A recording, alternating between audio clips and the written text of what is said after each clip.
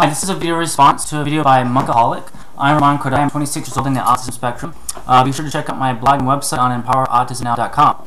With that said, this person, Monkaholic 100, she has a lot of great videos. You should definitely check them out. And she also plays the piano and other instruments. She plays them very well.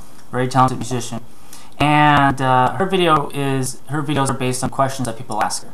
And so she was asked 3 questions, and I'm going to address those 3 questions that she was asked because I find them very fascinating. And the first question she got asked was, what is the difference between autism and Asperger syndrome? And she explained that the biggest difference was a speech delay, which is, of course, someone with autism would have a speech delay, Asperger's would not have a speech delay. And if we go by the current DSM-4 standards, that is absolutely correct. And she also mentioned that there are some subtle differences, and I do think there are some subtle differences between autism and Asperger's. The biggest difference I've noticed from people that have an autism diagnosis and an Asperger's diagnosis is that an Asperger's person in general, this isn't always the truth, but in general they tend to want friendships more. Or not necessarily want friendships more, it's more like they get lonely more easily. They'll tend to have one close friend or really try to have a friend, or there would be more social blunders because of wanting to connect with people not knowing how. Whereas with an autism diagnosis, even if they're more mild functioning, high functioning, whatever term you want to use, such as myself, we're more comfortable in general being by ourselves for extended periods of time and don't get lonely as easily or get lonely at all. That's one of the subtle differences that I noticed. And so that's the biggest thing. And then she was asked a couple other questions. She was asked, where do you see yourself in 20 years from now, and do you see yourself having kids? She said she plans on continuing advocating for autism and doing music therapy for autistic people, which is awesome and great. And she probably does not plan on having kids or getting married for that matter. So for me, where do I see myself in 20 years? I see the autism landscape being very different 20 years from now than it is now. And what I mean by that, people will still be getting diagnosed and things like that, but I think our perception of autism will change. I think the scientific understanding will change. I think that there's going to be a lot more services. I think things will be very different 20 years from now. I can't really fathom what it's going to be like 20 years from now. We're laying the groundwork right now, and I think what's going to come is going to be good for everybody in the long run.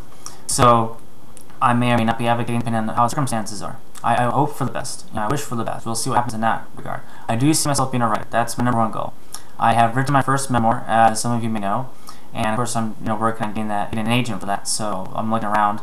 It's a long process, and so I see myself being a writer, writing more books, and hopefully I can do that for the rest of my life. Maybe become a teacher, but then I have to get like a degree and all that kind of stuff, and I don't know about that. Unless, of course, my writing's so awesome that they want me to teach writing, and that'd be great. I plan on having kids. Don't ask the question right now. Really, don't ask the question. I have no idea. I do want to get married though someday. But even if I don't get married someday, I guess I'm fine with that. And she got asked the 3rd question.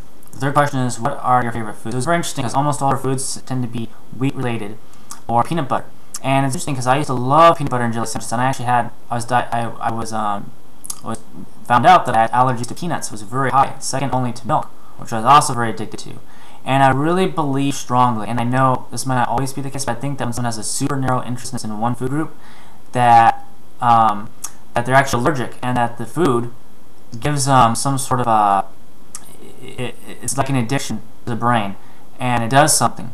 And so like cigarettes are bad for you, so it's like cigarette addiction, but not necessarily severe. But so I would suspect, and hopefully she's watching this video, and I don't mean it in any disrespectful regard.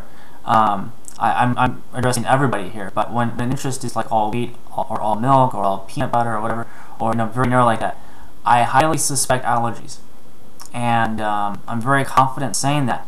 Now you might not be allergic, but I do think it's something to look into. For me, I have no idea what my favorite foods are anymore. I really like vegetables, fruits, more than anything like that. I'm a very green person. I like fresh, so there's something very fresh about fruits, and they're very liquidy. Like you eat them. I don't like cooked vegetables as much. I like raw vegetables. So you eat it. There's a little bit of liquid from it. You eat orange. There's liquid apples. There's a little bit of liquid aspect to it, and I don't know. I really like that. As far as food goes, I don't like meat as much. too, I don't know, I eat meat, but I don't like it as much. I need to eat more meat. Look at me. I'm like really, really skinny.